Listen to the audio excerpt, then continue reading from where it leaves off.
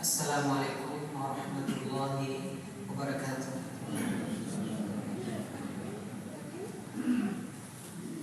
Alhamdulillahirabbil alamin. Nahmaduhu wa nasta'inuhu wa nastaghfiruh wa nastahdihi wa natubu ilaih. Wa na'udzu billahi min shururi anfusina wa min sayyiati a'malina.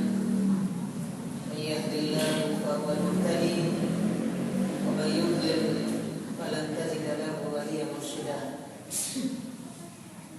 Asyhadu an la ilaha illallah wahdahu la syarika lah. Asyhadu anna Muhammadan abduhu wa rasuluh. Sallallahu alaihi wa ala alihi wa sahbihi wa sallama tasliman katsiran. Usikum wa nafsi bitaqwallahi faqad faza muttaqun. Ya ayyuhalladzina amanu taqullaha haqqa tuqatih wa la tamutunna illa wa antum muslimun.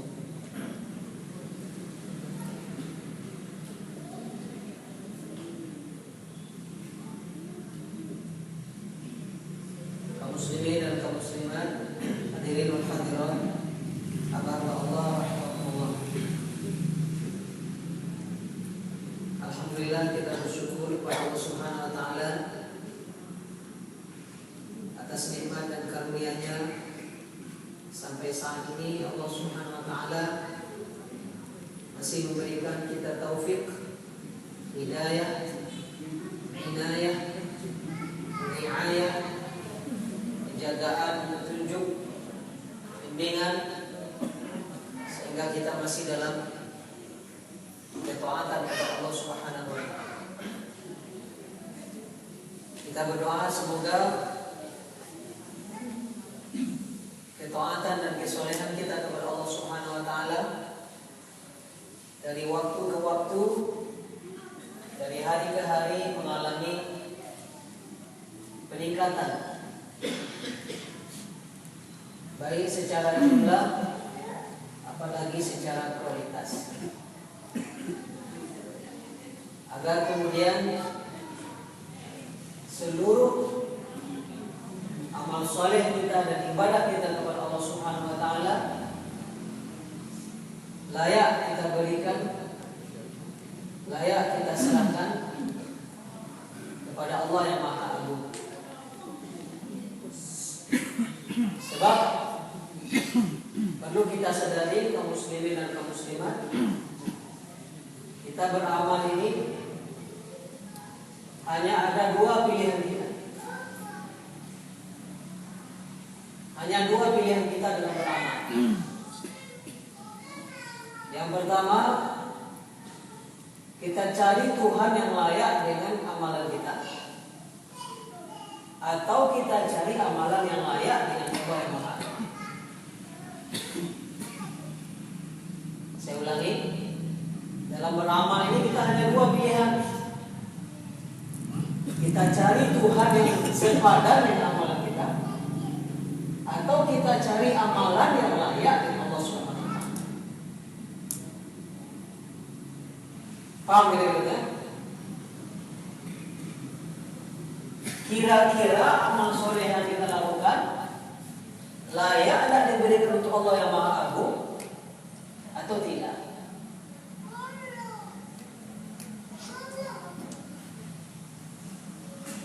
Ada orang memberi perumpamaan begini, walillahil masalul a'la. Allah memiliki perumpamaan yang jauh lebih mulia. Ini hanya contoh ilustrasi saja.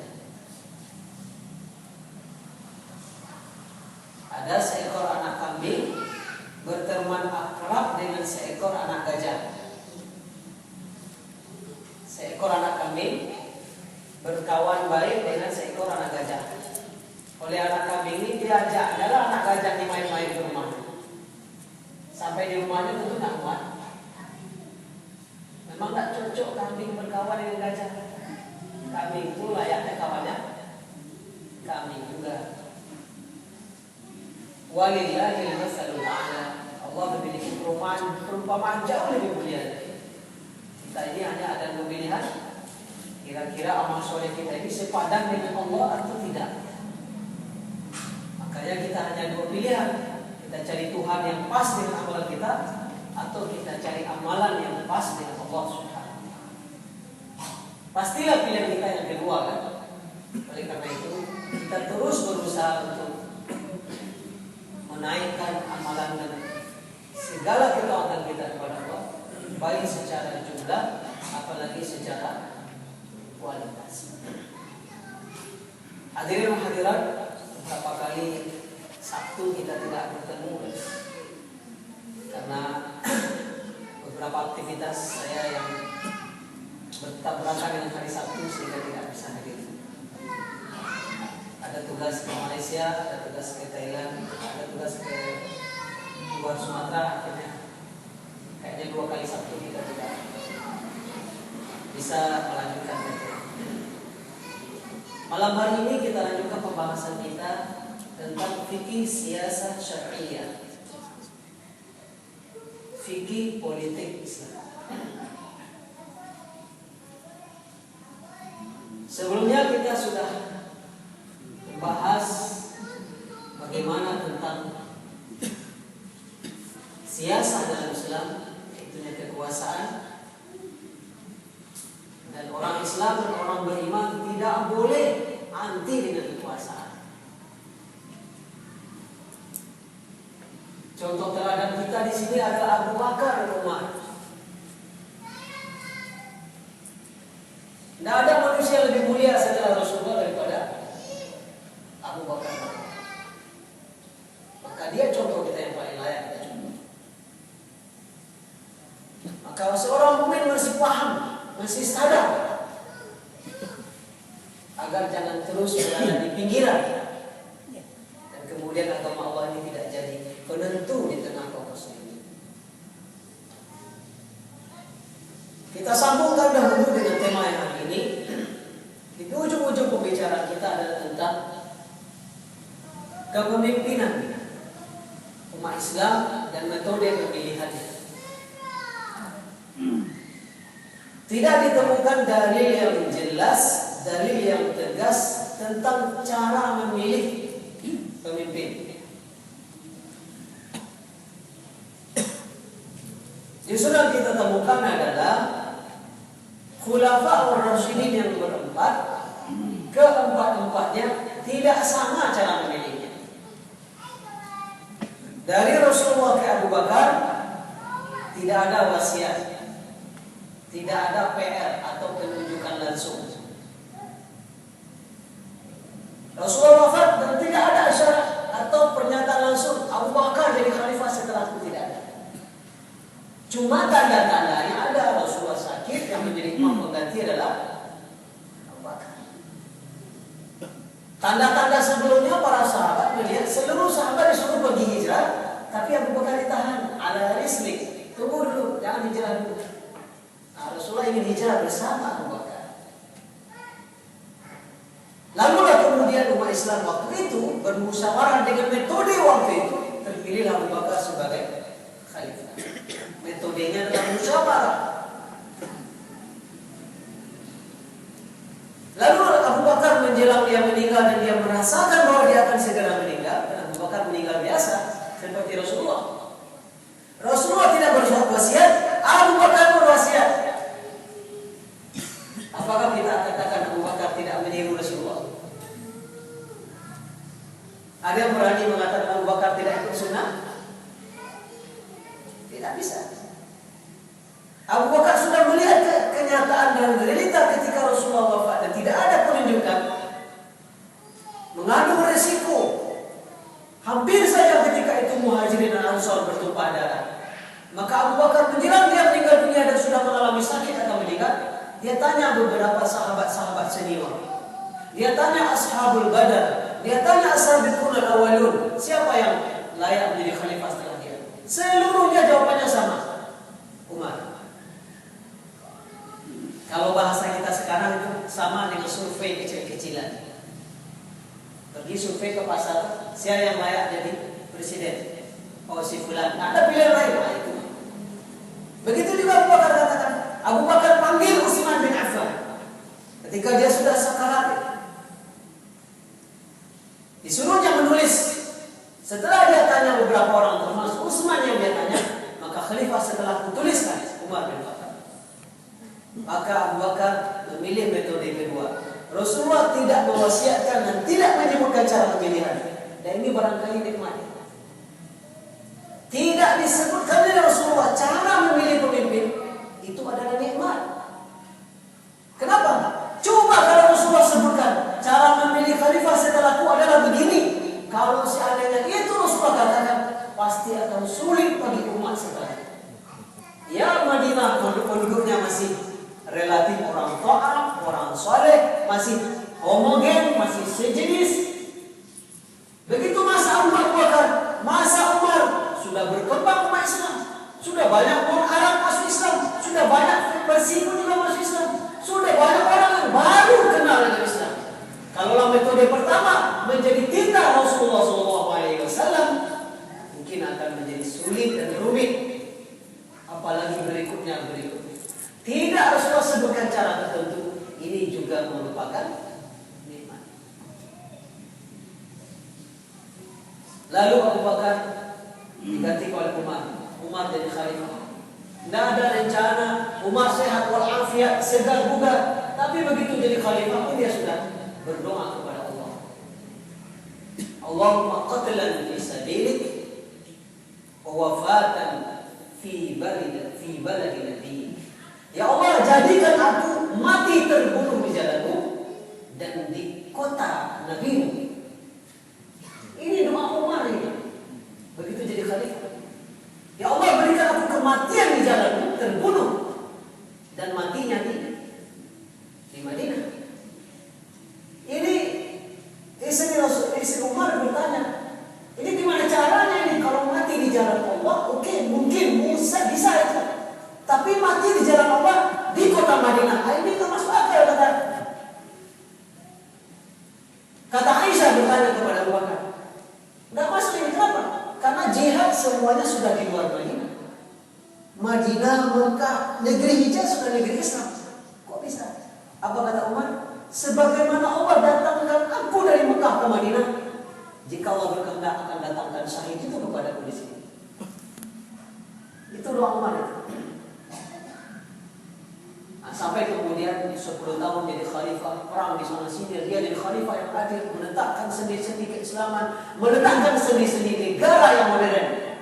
Umar yang pertama membentuk kepegawaian yang dulu dinamakan dengan Diwan Umar bin Khattab. Umar yang membagi kepada gubernur, membagi pasukan-pasukan dan jabatan-jabatan, meletakkan fondasi sebuah negara yang modern ketika itu. Lalu tiba-tiba ternyata Allah kabulkan salat subuh ditikam dari belakang. Bocor 2 tikaman di sini dan di belakang. Ketika Umar diberi minum susu, susunya keluar di tempat bocor. Lalu sahabat mengatakan, berwasiat. Apa kata Umar? Kalau aku berwasiat, siapa jadi khalifah setelahku? Sesungguhnya orang yang lebih baik dariku telah melakukannya. Siapa itu? Abu Bakar berwasiat. Tapi kalau aku tidak berwasiat, sesungguhnya yang lebih baik dari aku juga telah melakukannya. Siapa? Rasulullah. Jadi Rasulullah berwasiat, Abu Bakar berwasiat. Umar membuat metode ketiga. Tidak seperti Rasulullah, tidak pula seperti Abu Bakar. Apakah kita akan katakan Umar tidak mengikuti sunnah Rasul? Ada yang berani berkata begitu?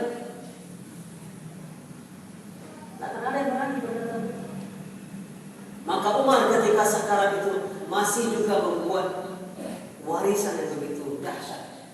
Dia tetapkan 6 orang majelis syura. Utsman, Abdurrahman bin Auf, Utsman bin Affan, Ali bin Abi Thalib, Talha bin Ubaidillah, Zubair bin Awam, Sa'ad bin Abi Waqqas.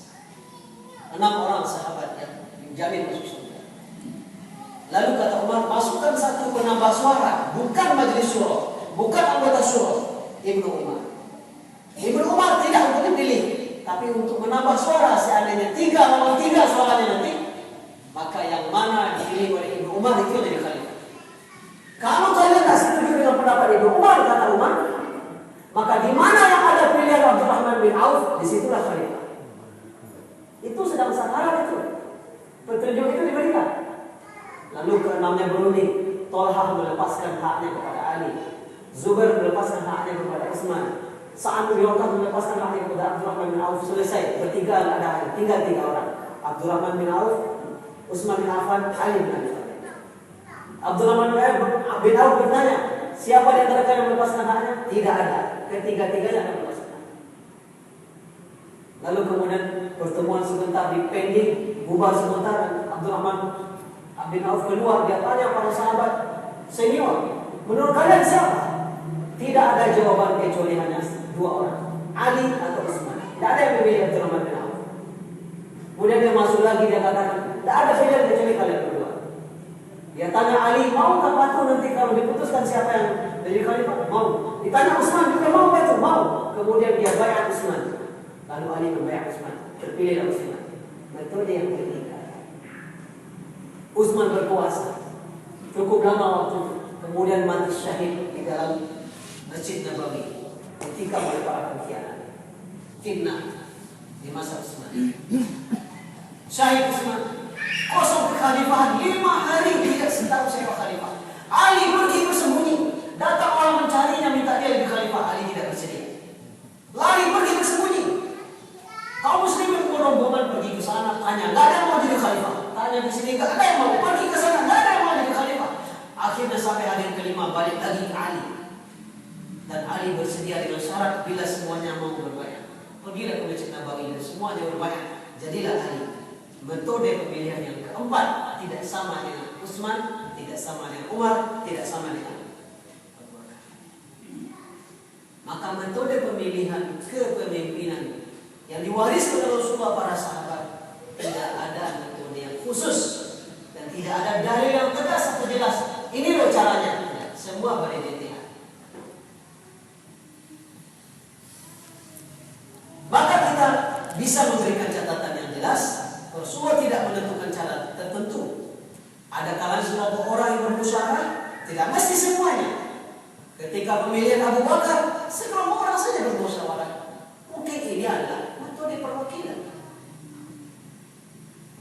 Itu saja penduduk Madinah belum berapa orang dibandingkan dengan kota Payakumbuh yang hari ini kota Payakumbuh penduduknya 125.000. Kota Madinah nggak sebesar itu penduduknya, sudah diwakilkan juga bermusyawarah.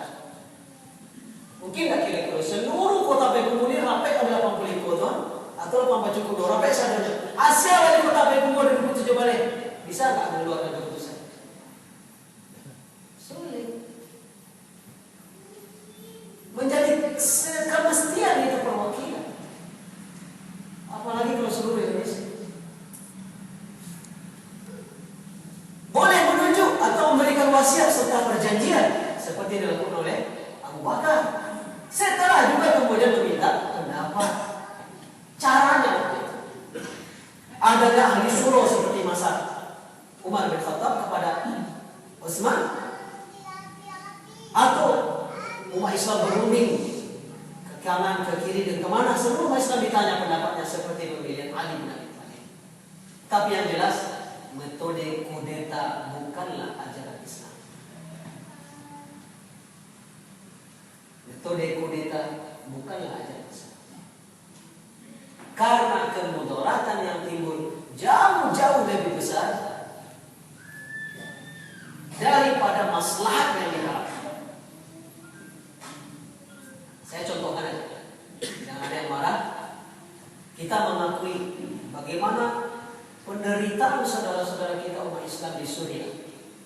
Saya ketika kuliah S1 di Mesir punya teman-teman sama kuliah orang-orang Syria. Banyak. Mereka bercerita tentang penderitaan mereka hidup di Syria. Puluhan tahun atau belasan tahun dipimpin oleh Presiden Hafez al-Assad yang kejam, diktator, membantai para aktivis dakwah. Tahun 73 dibantai. Puluhan ribu dibantai.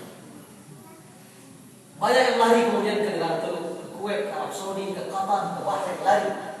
Dan tidak mau pulang kampung ke Syria. Teman-teman sama kuliah saya mengatakan di Syria itu, di masa Hafez al-Assad, bila ada anak muda pergi sholat subuh berjamaah, itu bisa ditangkap masuk penjara sehari, diinterogasi. Ini kalau ada anak muda sholat subuh berjamaah, pasti orang bergerak. Pasti aktivis dakwah. Tapi kalau gaib-gaib sholat subuh berjamaah ke masjid biasanya. Dipantaunya rumah-rumah. Kan kalau di Timur Tengah rata-rata rumah flat, 5 lantai, 10 lantai, setiap lantai itu ada 3 rumah, 4 rumah. Nampak? Kalau ada kamar yang nyala lampunya sebelum subuh, dicurigai. Anak muda sholat malam, dicurigai. Anak muda sholat malam, pasti aktivis dakwah, bisa masuk penjara. Itu masalah Hafidh Al-Asar. Apalagi kemudian berlanjut asal-asal anak ini yang ditator dan sebagainya. Betul-betul umat Islam tertindas. Lalu kemudian terjadilah perlawanan, atau dikatakan pemberontakan. Ya, semua sudah terjadi hari ini. Terjadilah apa yang terjadi. Kita berdoa semoga umat Islam dimenangkan oleh Allah Subhanahu wa taala di Suriah. Tapi jelas-jelas tidak besar kemaslahatannya memberontak. Sudah berapa tahun Syria bergolak sampai hari ini? Sudah berapa nyawa yang melayang? Bisakah mereka sekarang bersolat dengan nyaman? Beribadah dengan nyaman? Bermuamalah dengan nyaman? Apa itu lebih maslahat daripada hidup dalam kediktatoran tapi bisa menyembah Allah Subhanahu wa taala? Makanya para ulama mengatakan kudeta itu haram kecuali dengan syarat-syarat yang sangat ketat. Dipastikan kemudaratan kecil, dipastikan akan berlangsung dengan cepat. Baru itu kemudian menjadi satu pilihan, dan itu pilihan terpahit.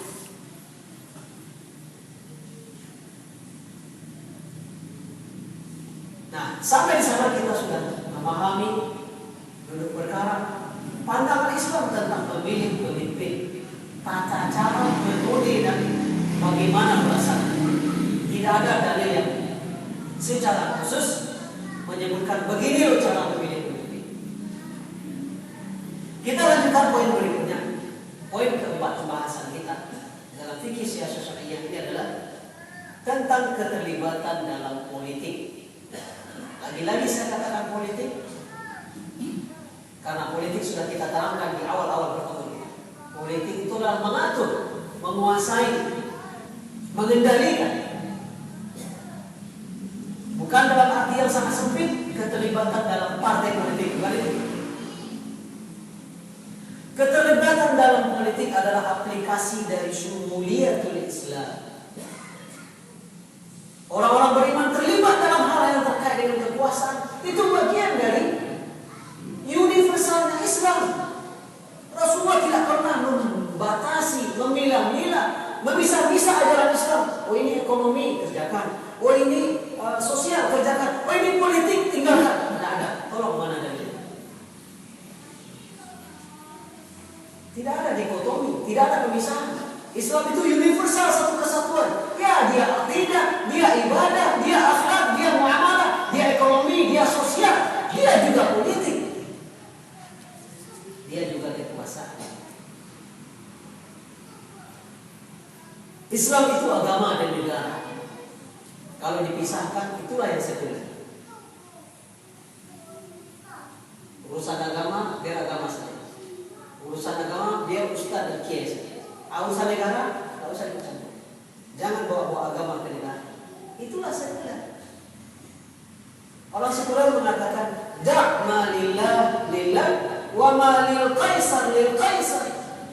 Itu kata orang sekuler. Biarkan urusan Allah untuk Allah, urusan kaisar, urusan kaisar, tidak usah campur-campur. Kepemimpinan tertinggi itu adalah sebuah jabatan syar'i. Kepemimpinan tertinggi itu jabatan syar'i. Orang beriman tidak boleh membiarkan itu diambil oleh orang-orang yang berakibat atau berpeluang besar akan berakibat agama tersebut. Sebelumnya kita sudah sering ulang. Ketika Rasulullah wafat dan jenazahnya belum diselenggarakan, kaum Ansar sudah rapat di tempat pertemuannya. Kalau bahasa kita, sudah rapat dia di kantor kerapatan adat nagari. Lah rapat di rumah gadang. bahwa Ansor akan jadi pemimpin. Ansor mulia, Ansor sahabat Rasulullah, Ansor dipuji Allah dan Rasulnya dalam Al-Quran dan hadis. Apa kurangnya Ansor? Udah biarkan aja Ansor jadi pengganti Rasulullah. Tapi tidak. Abu Bakar pergi ke sana membatalkan harapan Ansor ini. Apakah Abu Bakar Umar haus kekuasaan? Tidak. Dia ingin meletakkan itu pada tempatnya. Karena kepemimpinan tertinggi itu adalah jabatan syar'i.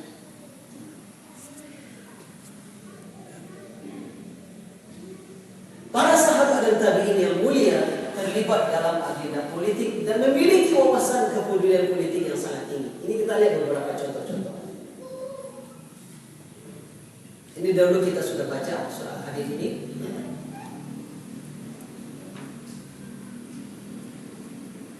Ketika terjadi perang Romawi dengan Persia, Romawi kalah.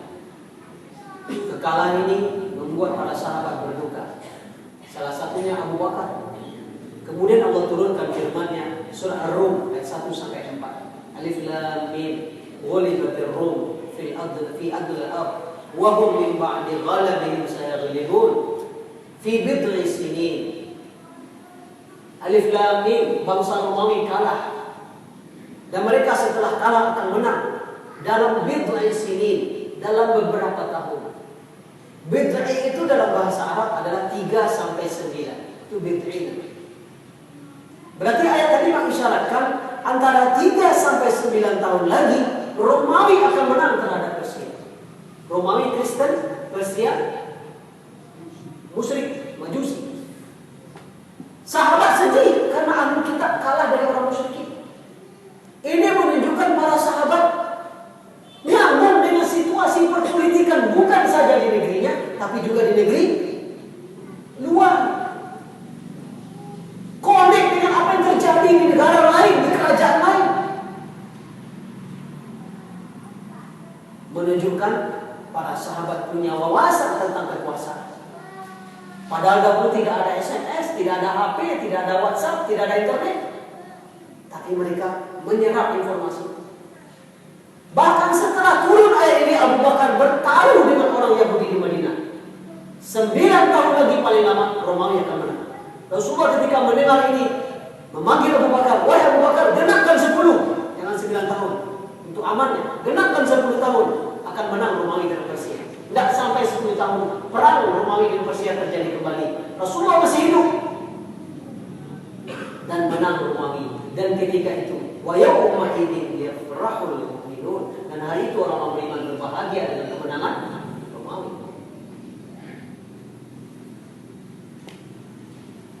Rasulullah SAW dalam hadis-hadisnya mengabarkan kepada para sahabat, dan para sahabat tahu bahwa akan ada pemimpin yang disukai, akan ada pemimpin yang diingkari.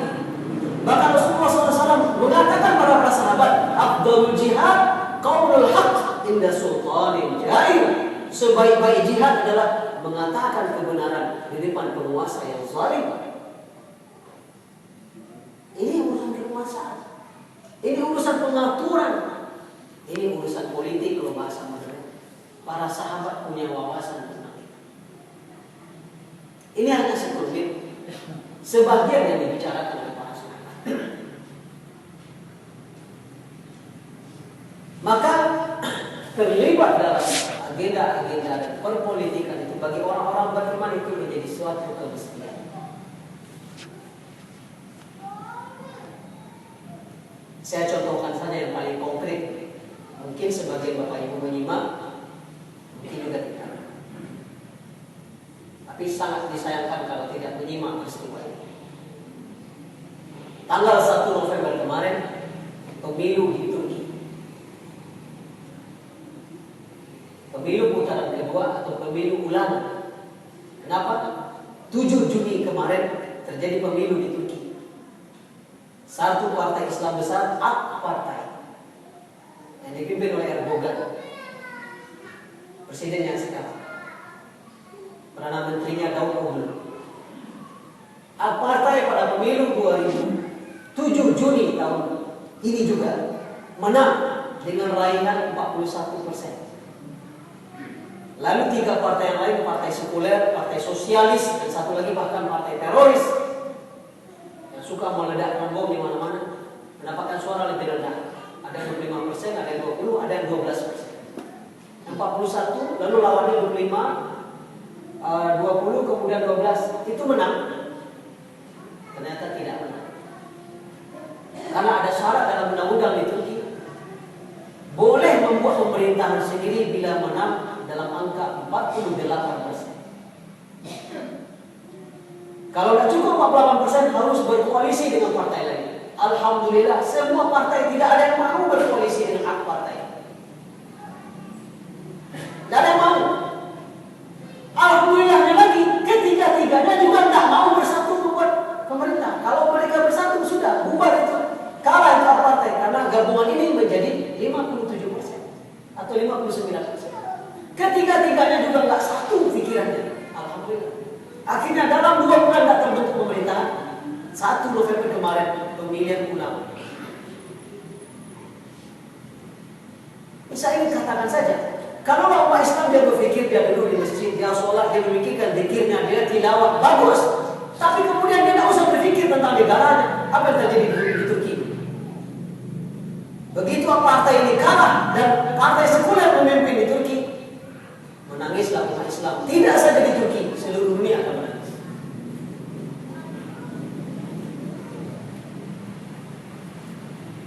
Sebelumnya Erdogan sudah 3 kali menang dalam dunia. Pemerintahan pertama tidak ada dia bicara Islam sedikit pun. Bahkan dia mengatakan dirinya adalah seorang sekuler. Menang yang kedua jadi Perdana Menteri sama juga. Setiap berpidato paling dia buka dengan Assalamualaikum. Kadang tidak dia boleh dengan Assalamualaikum. Pemilu yang ketiga menang lagi, periode yang ketiga, ingat kalau di Turki itu pemerintahan 4 tahun. Menang yang ketiga kali jadi Perdana Menteri, boleh jadi presiden, barulah dia berpidato pakai Assalamualaikum, lengkap dengan mukadimahnya, Alhamdulillah dan sebagainya. Setelah dia merasa kuat. Ingat, Turki negara sekuler yang mengharamkan jilbab. Kalau anak-anak ibu-ibu kuliah di universitas mana saja di Turki, masuk kampus jilbab mesti dibuka. 8 tahun Erdogan berkuasa, tidak ada diganggu-ganggunya. Lalu bagaimana nasib wanita muslimah pergi kuliah? Dipakainya jilbab rapi-rapi di dalam, dibelinya wig atau rambut palsu dipasang di luar. Paham? Apakah itulah pergi kuliah? Baru dibolehkan masuk ke dalam kampus. Polisi menjaga di depan kampus itu dengan senjata lengkap. Kalau ada yang masuk berjilbab akan diusir keluar. Tapi kalau yang masuk pakai rambut di luarnya, silakan masuk. Periode ketiga jadi Perdana Menteri, baru dia ubah undang-undang peraturan itu. Dibolehkan wanita berjilbab masuk kampus. Lihat sabarnya dia berjuang. Baru mulai pakai jilbab masuk kantor-kantor pemerintahan. Ketika dia sudah kuat dan kokoh. Sekarang wig itu sudah menjadi barang antik di dalam museum di Istanbul.